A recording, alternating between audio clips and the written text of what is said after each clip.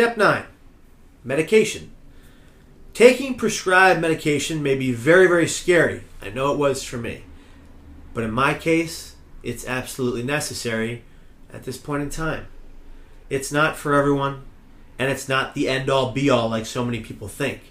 Taking medication isn't going to eradicate the mental illness. That's not how this works.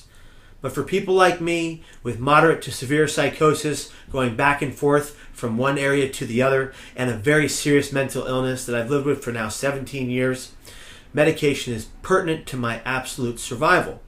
If I don't use it every day, with 100% accuracy, in a routine manner, it leads to a much better life when I do, and a much worse life when I don't.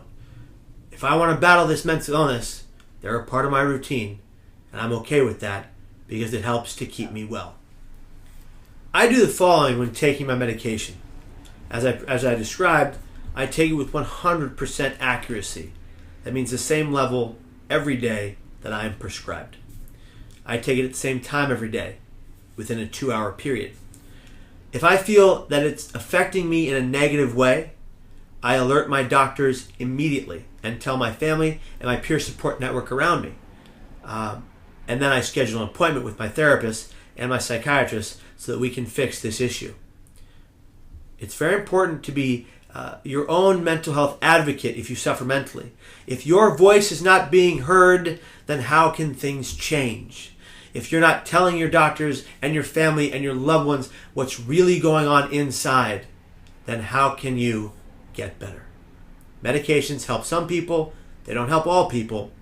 But if you are taking them, take them with 100% accuracy in the ways I just described, and please see a doctor for any kind of changes in your medication. Remember, there's no weakness in having a mental illness. There's no less than. If you are suffering mentally and you happen to be taking medications, my recommendation is that you take them with 100% accuracy like your doctor prescribes.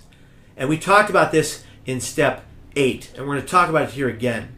Prescribed medications with recreational substances and alcohol can lead to your death. They're very dangerous steps to take, and if you're going through those kinds of things and utilizing them in that way, it's time to really reassess what's going on in your life and how you can get to a better place. Remember, taking medications and having a mental illness aren't something that should be shameful or having you be degraded, demeaned, or pushed down. And if anybody is giving you that kind of guff, they're not the right people to hang around. So please, when you're going through these issues and you're trying to come out into the light, into a better place, and you see the darkness at the end of the tunnel, but there's that glimmer of hope, and you go through it and you find a better, hope-filled, purpose life, you can live a great existence.